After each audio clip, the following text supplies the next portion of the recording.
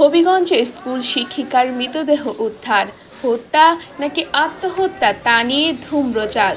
হবিগঞ্জের লাখাই উপজেলার জাতীয় পুরস্কারপ্রাপ্ত স্কুল শিক্ষিকা রিবন রূপা দাসের মৃতদেহ উদ্ধার করেছে পুলিশ। রবিবার বিকেলে উপজেলার ঝনঝনিয়া নদীর পাড় থেকে তার মরদেহ উদ্ধার করা হয়। আজ দুপুরে ময়নাতদন্ত শেষে তার মৃতদেহ স্বজনদের কাছে হস্তান্তর করা হয়। এটি হত্যা নাকি আত্মহত্যা তা নিয়ে জেলা জুড়ে চলছে আলোচনা। অজয় দাসের স্ত্রী রিবন রূপা দাস লাখাইয়ের ভরপূর্ণি সরকারি প্রাথমিক বিদ্যালয়ে সহকারী শিক্ষক হিসেবে কর্মরত ছিলেন।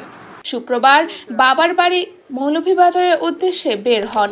পরে মৌলভীবাজার সহ বিভিন্ন স্থানে খোঁজাখুঁজি করেও স্বজনরা তার খোঁজ পাননি। রবিবার বিকেলে স্থানীয় লোকজন ঝনঝনিয়া নদীর পাড়ে রিবন রূপা দাসের মৃতদেহ দেখতে পেয়ে লাখাই থানা পুলিশকে খবর দেয়। পুলিশ ঘটনাস্থলে পৌঁছে তার মরদেহ উদ্ধার করে হবিগঞ্জ জেলা সদর হাসপাতাল মর্গে পাঠায়। পুলিশ জানায়, মৃতদেহ উদ্ধারের সময় রিবন রূপা দাসের গলায় ওড়না পেঁচানো ছিল। সাথে ব্যাগে থাকা মোবাইল ফোন, চেক বই, এটিএম কার্ড ও কীটনাশকের 3টি বোতল উদ্ধার করা হয়। 3টি বোতলের মধ্যে একটির অর্ধেক খালি ছিল।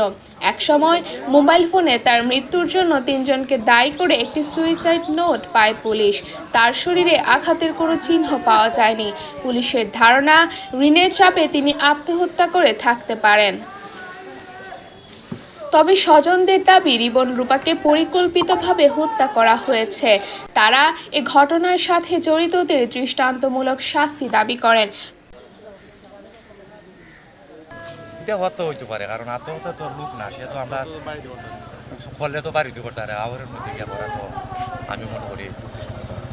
আসলে সে আমার স্কুলেরই বরপুরনি সরকারি প্রাথমিক বিদ্যালয়ে দীর্ঘদিন যাবৎ সে মাস্টার ছিলেন, কাজ করে ভালো হিসেবে ভালো লোক ছিল।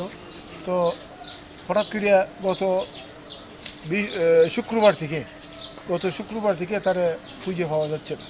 তার হাজব্যান্ডে তারা বিভিন্ন যোগাযোগ করছে, তারা কইছে মৌলভীবাজার গেছে, মৌলভীবাজারে সে পায় নাই, মৌলভীবাজারে যায় নাই। হবিগঞ্জ খোঁজাখুঁজি করছে, বিভিন্ন জায়গায় গেছে, যেখানে গেছে পরে গত কিছুদিন আগে গত রোববারে আমরা হঠাৎ করে লাশ ঝনঝনিয়া ব্রিজের কাছে, এটা একটা হাওরের মধ্যে লাশটা ফালানো হয়। হাওরের মধ্যে মারা গেছে, বিষ তো কেউ আর হাওরে গিয়ে কেউ বিষ পান করে না। তবে অতিরিক্ত পুলিশ সুপার খলিলুর রহমান বলেন, প্রাথমিক পর্যায়ে ধারণা করা হচ্ছে ইহা আত্মহত্যা। তবে ময়নাতদন্তের রিপোর্ট পাওয়ার পর বলা যাবে এটি হত্যা নাকি আত্মহত্যা। লাশটা পাওয়ার পর তদন্ত করে দেখি যে তার ব্যাগে 3টা পেস্টিসাইড ছিল। তার মধ্যে একটা পেস্টিসাইডের খোলা এবং অর্ধেকের বেশি খাওয়া। ধারণা করতেছে যে এই খেয়ে ফেলে সে আত্মহত্যাটা করে। আত্মহত্যার আগে সে কিন্তু সুসাইড নোটও দিয়ে গেছে। সুসাইড নোটে 3জনকে দায়ী করছে। প্রাইমারি শিক্ষিকা রিবন রূপা দাসের মৃত্যু নিয়ে এলাকায় চলছে জল্পনা কল্পনা। তবে এলাকাবাসীদের দাবি, এটি হত্যাকাণ্ড হলে হত্যাকাণ্ডের সাথে জড়িতদের দৃষ্টান্তমূলক শাস্তি হোক।